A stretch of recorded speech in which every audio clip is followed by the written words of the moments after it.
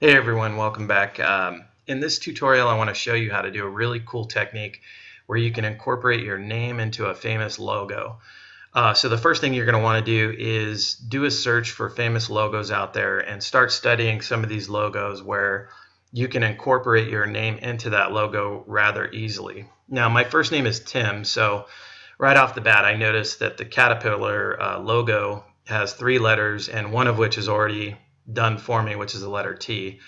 So I can manipulate this into a way to make it look like it says TIM when I'm done. It also uses a font which looks like a bold sans serif typeface, such as Arial, to be able to get that done. So I'm going to have to manufacture a couple of letters in here to create the I and the M into the Caterpillar logo, so it says TIM when I'm all done. You can see here the Coca-Cola logo. Somebody went in here and manipulated the style of the Coca-Cola logo to create the word stand out, but you're going to do this with your name. So when picking your logo, I would pick something that you like, but also pick something that will be easy to incorporate your name into. Now, there's a couple of rules that I need to set aside here first. You can't pick a logo that already has your whole name in it. So just steer clear of that, because you wouldn't be able to get credit for doing this if you do something that easy. You want to make this look pretty cool by, giving yourself a little bit of a challenge while you do this. Something like the Disney logo. If your name was something like Diana, for example, you kind of have the D and the I already. You just have to figure out a way to create the A, the N, and the A, and then you have also the N already done for you.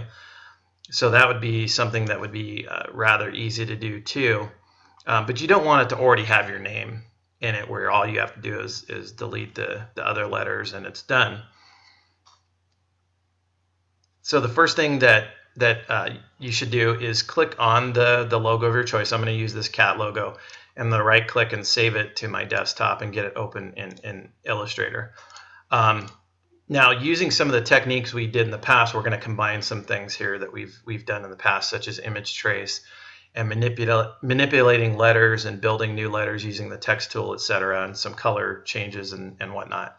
So the first thing I got to do is trace this image in a format that is going to work for me. And if you can refer back or remember back to how to do image trace, you want to select the graphic first, because it is pixels. It is an image right now, so there's no way for Illustrator to see the different parts. So after I have it selected, I'm going to go up to image trace and pick, let's see, I'll probably pick something like 3 colors, and because it's only 2 colors to begin with, it should do a pretty good trace. Even though it's 3 colors, it's still going to trace it to 2 colors. So I'm going to click 3 colors, and it's going to do its image trace. And it did an okay job. There's some frayed edges there. I'm not going to worry too much about that because I'm getting rid of the A anyway. But the T looks pretty good. It kind of smoothed things out a little bit, but I can live with that. The next thing you want to do is hit expand, so it actually isolates the different parts, and then begin to move stuff around. So the first thing I should do is, after I've done image trace and I've hit expand, is I'm going to right click and hit ungroup. And that'll allow me to take the yellow part and scoot it over here to the side so it's not in my way, and isolate the other parts of the actual image here. So I'm going to leave the registration mark alone. And the first thing I'm going to do is go ahead and get rid of the A, just by selecting it, hitting delete, dragging through all these little parts of it and getting rid of all of that.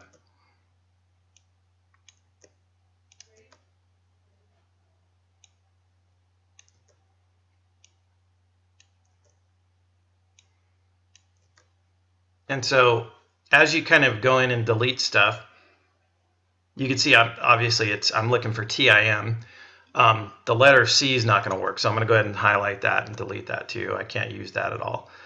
And then I'm going to take the letter T, and I'm going to bring it to the other side and use a little transform technique, because I need it to actually flip the other way, by right clicking and hitting transform reflect. And I'm just going to leave it as that. I'm going to hit preview so I can see what it looks like when I hit OK, and you'll notice it's actually turning it the other way, which is perfect. And then I'm going to hit OK, and then my T is actually already done, so I'm just going to scoot that into position like so.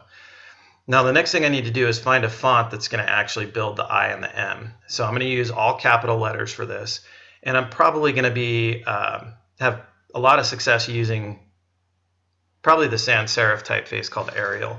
So I'm going to grab my type tool and I'm going to experiment now with different letter forms. So I'm going to start with the I, and then I need to highlight it and make it a really big size that's going to fit.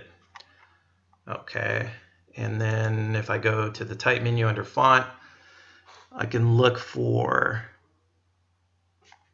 actually I'll try impact. Okay, so that looks pretty good for the I.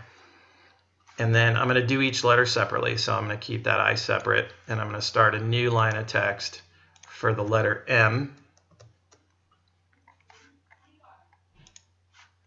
And then that's just a matter of resizing it to match the weight of the letter T there. So I'm going to make this really big.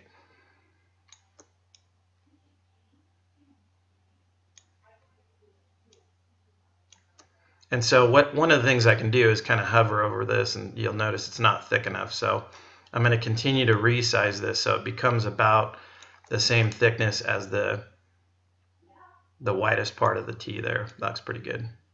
And then I'm going to align it along the top, because you'll notice in the actual cat logo, it's aligned along the top. And then I'm going to center it right over the little triangle there. And then the next thing I need to do is cut out with the Pathfinder tool, or the Pathfinder palette, the actual white space so that the rest of the triangle can show through, because there needs to be a gap there like it is in the letter A.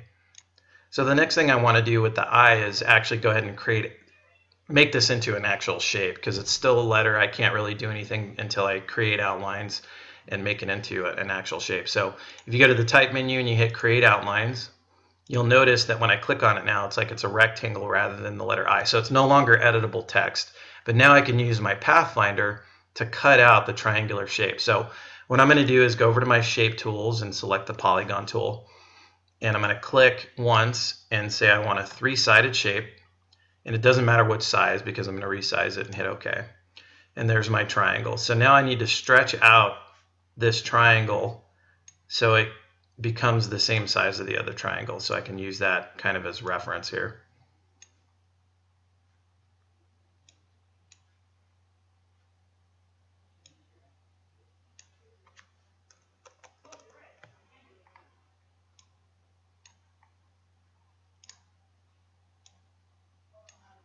That looks pretty good right there. And then I'm going to select the triangle, select the letter I that's now a shape, and because the triangle is in front of the letter I can go ahead and hit minus front. And what it's done is it's cut out the actual bottom part of it to fit the triangle. So what I need to do now is bring up these bottom three anchor points in the letter I so that it creates that white space, or that gap in between. So I'm going to grab my direct select tool, my white arrow tool, highlight those bottom three, and just bring them up. Okay, and then with my select tool, I'm going to scoot it back down so it's lined up with the top of the T again. And that looks pretty good right there. I'll just nudge it over a little bit. And then the last letter is going to be the letter M. And I'm going to size this up.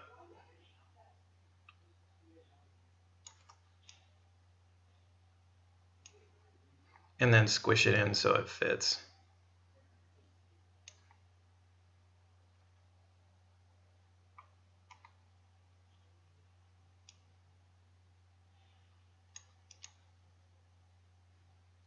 Okay, and then I'm going to create another triangle. And I'm going to use this triangle to create the white space on the side of it too. So I'm going to go back down and do the same thing. Now, to save yourself time, I probably should have created a copy of the triangle I had before it got deleted. That way I could have used it over again, but no big deal. Okay, now I'm going to bring it up into this white space and over.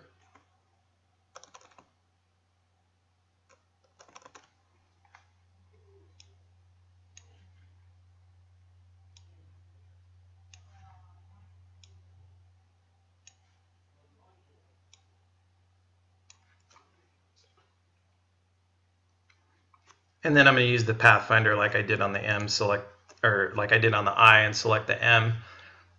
But before I do, I have to create outlines again on the M. Now it's a shape. Then I'm going to select the triangle and hit minus front. Now there's a couple things I can do to finish this off. I need to bring the leg of this M down because it looks kind of weird like that.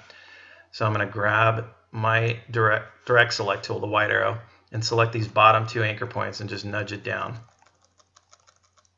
And that way it's flush with the bottom of the T as well. So that's pretty much it. Now that all that I need to do is create the yellow box behind it, and I'm all done. So I'm going to grab the rectangle tool, draw a big yellow box behind it. I want to match the correct color here, so while that box is selected, even though it's black, I'm going to grab my eyedropper and sample that yellow there. And now I've matched the yellows on this, and then right-click, arrange, send to back. So there you have it. I have a name logo that looks much like the cat logo, but now my name has been incorporated into it. You can get as creative as you want with this, using different things like the direct select tool to manipulate the anchor points and do what you need to try to make this look as clean as possible. For example, these two tall portions here of the M probably look like they go up a little bit too high, so I'm adjusting those to make it appear like it's a little bit thicker to give it that sense. And I can also click this anchor point and maybe bring this down.